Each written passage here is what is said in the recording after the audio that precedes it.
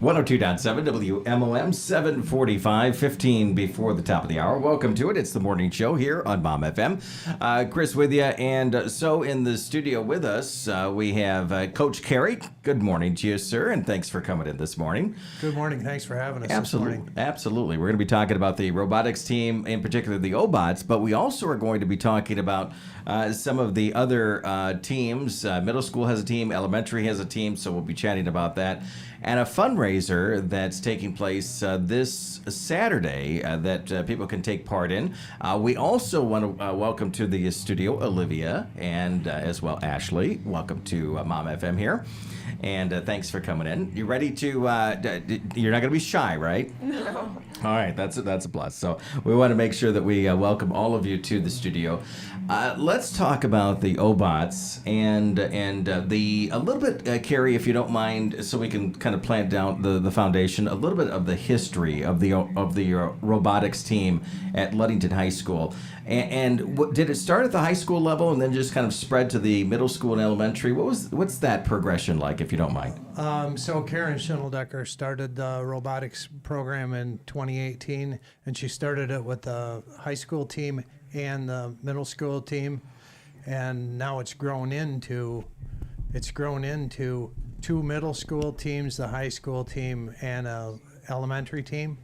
So we're really growing the program. So we started out with the high school and built in the middle school, and now we have 4 teams. That's pretty impressive. That means when you think about it, it's a program. It's an opportunity that people are that the students are excited to be a part of, right? And what is that excitement? If you had to describe it, because I'm going to ask the students, Olivia and Ashley here, the same question, but from the coach's perspective, what is the excitement about it? Well, the excitement that I see in the kids starting out is the challenge of a whole new season every year, not knowing what the season is, not having any explanation, and they have a worldwide kickoff, and there's over 40,000 students participating around the world and 6,000 teams in high school, and 400 and some teams in Michigan. And the excitement is that you never know, and there's an anticipation to what the season's going to bring.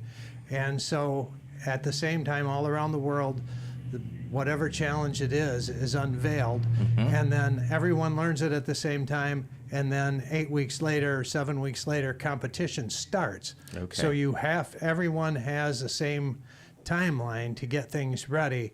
And so there's a lot of nervousness, a lot of anticipation. You have to make the decision on what you're going to build your robot and then be ready for competition and compete with teams from all around the world. So the excitement of learning a new challenge, learning a new game. I mean, just the rules are 150 pages long, and they're new every year. So you have to learn the scoring, the points, how to build a robot, what the physical constraints are, and be ready for competition. So the anxiety is very high, and our students will tell you when you talk to them about it how much anxiety there is, because when you go to these competitions, every robot is essentially different and unique. Mm-hmm. And so you are taking what your concepts were and what you have designed and putting it against everyone else's. And so that's really the excitement, the anticipation, the anxiety that I see. Well, Ashley, do you concur with that is the first question that I have. And have you read every page of the 150 pages? Yes, I do concur with that.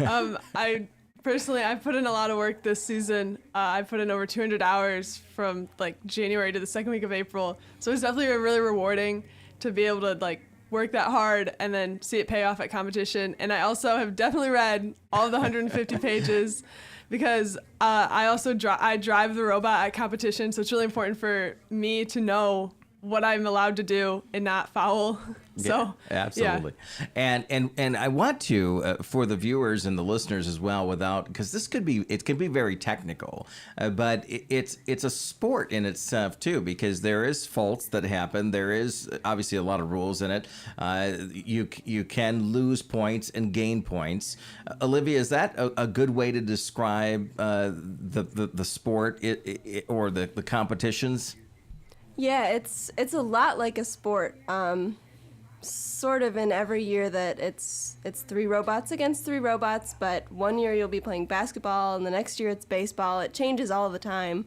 So it's really exciting every year, the new challenge. And is it one challenge for the whole year? How does that break down? Is it just, okay, we're start the year, here is the rule book, here is the competition, and then it does require all of those 8 weeks or even longer to prepare for that one competition?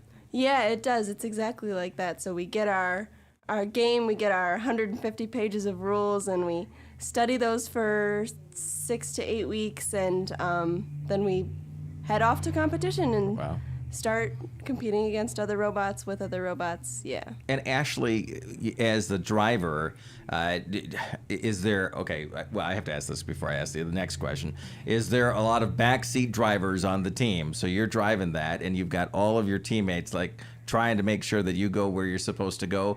Or what is that teamwork effort? Yes. What is the sidelines experience like? There's a drive team, so it's made up of like a chassis driver and then like a buttons operator for this year it was like the claw, like going out and grabbing cones and cubes. Okay. And then there's a drive coach, which Cary Shineldecker takes. And then there's technician, which is what Olivia is, and then there's also a human player who puts the game pieces on the field. Okay. So specifically, like the driver and the button operator and the drive coach really have to work together. Mm-hmm. I know the drive coach just tells me where I need to put the cone or a cube, so we have like a grid system, so that, because part of this year's games was making like rows or like links of game pieces, and it was really hard for me to see where I needed to put a game piece. Yeah. So she would tell me.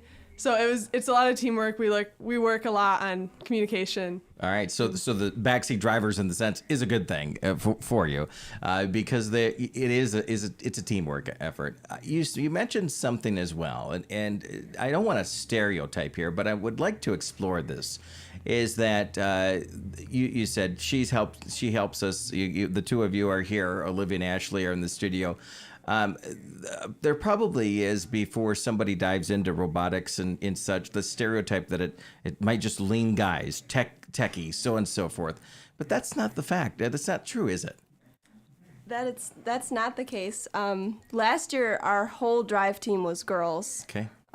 So I mean, that's something we really emphasize in our team, trying to get everybody involved and not lean into those stereotypes. Absolutely. Cary, your thoughts in regards to that as the coach? Well, as a coach, I can honestly tell you that some of the strongest team members that I've had on mechanical, I'm the coach for the middle school team, and I'm the lead mechanical mentor for the high school team. And honestly, from 2018, when we started out through this year, some of the strongest people on the team mechanically are girls. Awesome. From my middle school team through the high school team. I mean, it's incredible how much focus that the girls have, and really how devoted they are to the program, and how much time they put into it, and what they bring to the table is extraordinary. Well, Ashley, then that brings me back to that original question: is why are you a part of it? What excites you about being a part of the robotics program? I really like how rewarding it is. So you work really hard for the 8 weeks, and then you have your 2 district competitions, and then state, and then potentially worlds. So yeah, and then also at competitions, I really like meeting new people and talking to everyone from all around the state. And it's really like cool to see how everybody designed their robot for their game, and it's just a lot of learning, and I love learning. So. But saying similar question, I'll stick with Ashley for a moment, and then Olivia, I have a question for you. Is when you walk into these competitions, do you see other robots and you're like, oh, we have no chance? Or are you confident? What is that? Is there nervousness? What is that experience like? There's definitely both, but we try to stay positive. There's a couple teams that you always know are going to have a great robot.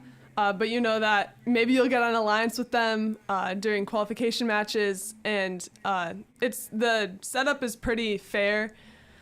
So for qualification matches, it's totally randomized. So you're with like a bunch of different teams, and you always strategize with your teams to figure out what is best for each robot. Okay. Yeah. And Olivia, in regards to the competitions, does it matter? And Coach, I'm going to ask you kind of a follow-up question in regards to this, because the fundraiser this Saturday is a big important part of getting the money to help build your robots. But is it the funding that helps build a better robot, or is it other factors that come into play there? I mean, it's definitely a number of factors, but funding is a big deal. You know, some of the biggest teams in the world are sponsored by NASA or Boeing, and Wow, okay. We don't have quite those opportunities, but we fundraise in town and do things like that, and it can definitely help having access to some of those higher level parts you can purchase or things like that can be really helpful to building a better robot. That makes sense. I want to ask you, I'm going to ask Coach a question here, but I'm going to ask the two of you, what, if you think back, because you're a senior, Olivia, and Ashley, you're junior, right? Yes. How long have both of you been with the program there? This is my 4th year in the program. I joined as a freshman. Okay. This is only my 2nd year. Okay. I'll ask you what your favorite memory is in just a matter of moments, but I want to, let's keep on this topic, Cary, Coach, for a moment. Do you see that from time to time throughout the year, the funding becomes an issue? Is it, could you do more? Where are we at in regards to that? Absolutely. Funding is a huge part of doing robotics well. I would think that funding and having mentors and qualified people that are willing to work hard and spend the time in the shop and spend the time year round. We're not just a one season from January until April. We go year round. We do community fundraising. We do community service projects. And the funding is essential to get the team to competition. Registration for the regular season, $6,000. We have to go away. We have to stay in hotels. We have transportation costs. State competition registration is $5,000, and for world competition is $6,000. So you have $17,000 just in the registrations if you make it, plus travel. And then the robot itself, they used to have a limit of $5,000 of what could be installed on your robot. However, what ends up being on your robot isn't everything that you purchase, because a lot of things that you do don't quite work and you're exploring and always building. Okay. But the price of robotics components continues to go up. So, I mean, a motor now, one motor on our chassis can be $250, and we've got 8 motors just on our chassis, and sometimes 15 motors on the robot. So, I mean, there's a lot that goes into it. And Ashley, no burning up their motors, okay? Let's stay away from that. But in all seriousness, it is expensive to be able to do this. And I thought I heard a rumor last year or the previous year that, Coach, that you could have gone to Worlds, was it? But there was a funding issue or a competition issue. Is that correct, or was that just a rumor last year? Well, we would have had to turn down the opportunity to go to Houston. Okay. We've been to the World Championships twice, and we've been to the state championships every year that we've been a team, which is incredible. Yeah, absolutely.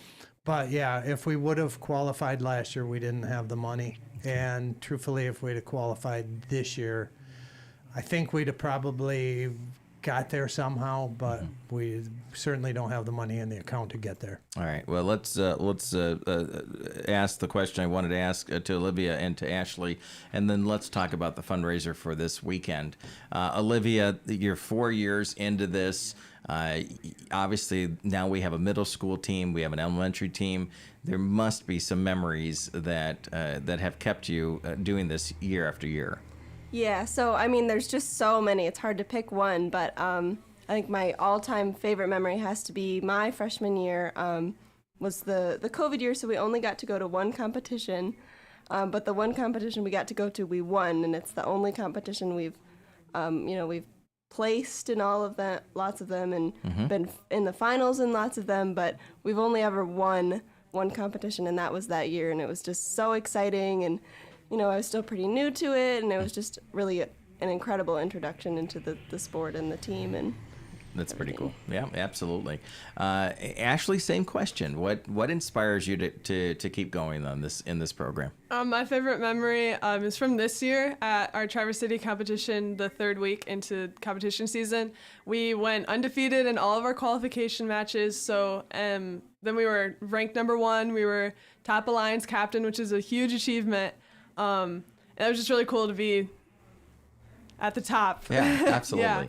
Yeah. And because it does pay off. It's hard work does pay off. And you mentioned something early on, and that was the idea that some schools are going to when you walk in, maybe they have the best resources, or they're sponsored by this team or that team. But obviously, it shows that hard work, dedication does pay off, and it doesn't necessarily, you don't have to be sponsored by NASA in the sense, in that particular case. But it does require funding to make this happen. So let's talk about the fundraiser for this weekend. It's the Dancing with the Local Stars.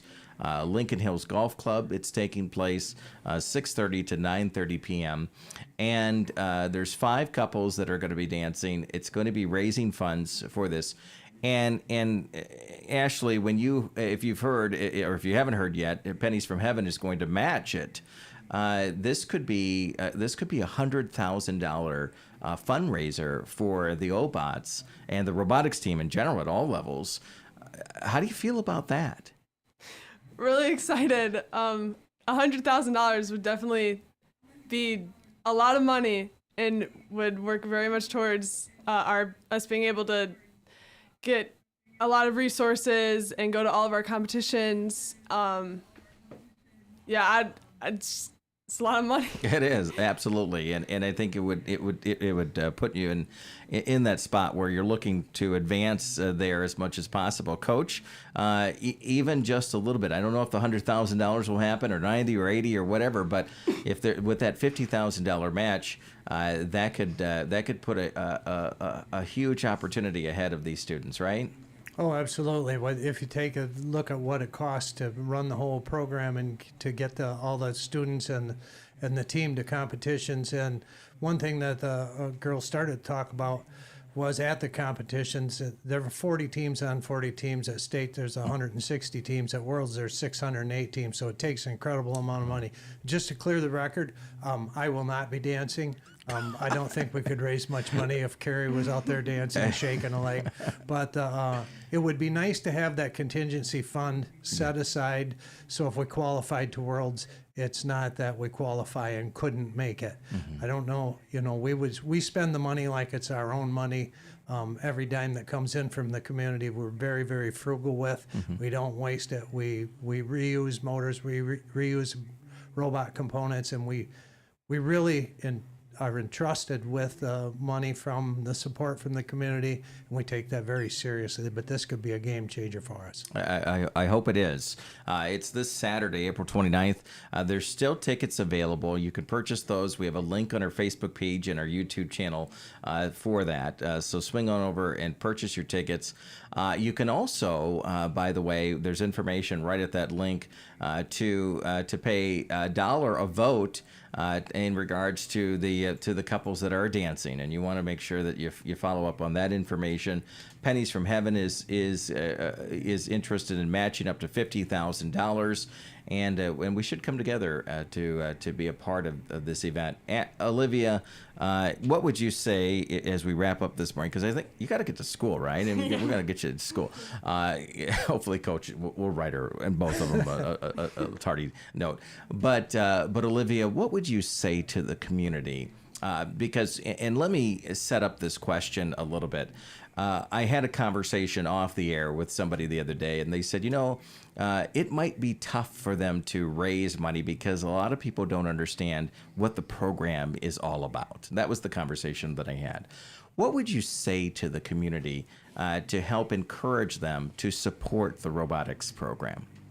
There's nothing else like robotics in our community. I mean, nowhere else would I get the chance to write code that is tested and put up against other robots. And I know Ashley does a lot of the building, but we have welders. I mean, where else do you get the opportunity to learn welding as a freshman or a sophomore in high school and be really good at it and like learn and build those kind of skills. It's just not something that there's a lot of anywhere. So it's like a really, really awesome opportunity. Absolutely. Ashley, same question. What would you say to those individuals that are like, I don't know what it is, but you know, how would you encourage them to support the robotics program?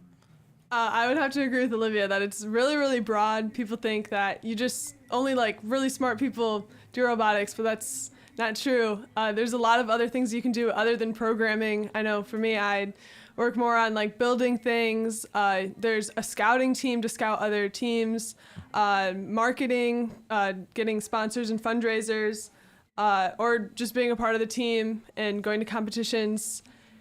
It's really for everyone, and people don't understand that. Yeah, well, and we'll continue to bring that knowledge. Coach, what is in the future for, is the season's not over yet, the Worlds just happened, or is it over for this year? What's the next step? Well, the next step really is to build the team and try to recruit new members and to bring the younger people up. We're going to continue to develop the robot that we have for this year and take a look from our scouting and see what we can do to learn as much from this year as we can so we can move forward. We're trying to find a place to practice so we can actually drive, because you learn so much at the competition driving without having a full field. It's tough, so we're working on that. We're going to help. We just got done with a highway cleanup. We're going to help plant petunias. We're going to help the Mason County Walleye Association harvest walleye. So we're going to do a lot of community service work and get exposure. But just to add on to what you were talking about, of all the different facets, there's marketing, accounting, videography, social media, the website, welding, plasma cutting, machining, building, programming, carpenter work. I mean, what we get into with building robots is not just building a kit robot. It is building an entire company from the bottom up, really. Yeah. We need all aspects of every student out there, and we can really use community, not just money, but people to help us and bring their expertise and share with these young people. Absolutely. Great point there. If somebody is listening or watching and they want to help, do they reach out to you or reach out through the school? What's that step like? Well, if you know someone that is a mentor or volunteer, and one thing about it, at these competitions, it's all volunteer driven. Mrs. Shineldecker and I both volunteer as robot inspectors at every competition that we go to. We develop the team so they can stand on their own, and they can always come and find me if they need me. But our community really puts, I think we ended up having almost one mentor for every 1.5 students at the state competition. It's big. But yeah, reach out to me, reach out to Mrs. Shineldecker, Mrs. Rivet, or reach out to the school, and they can get a hold of us at any level from fifth and sixth grade all the way through high school. Yeah. All right, Coach, we appreciate you coming in, as well as Ashley and Olivia. We appreciate the two of you spending some time with us today. And for the community, again, those links are on our Facebook page, our YouTube channel. It is the local Dancing with the Stars.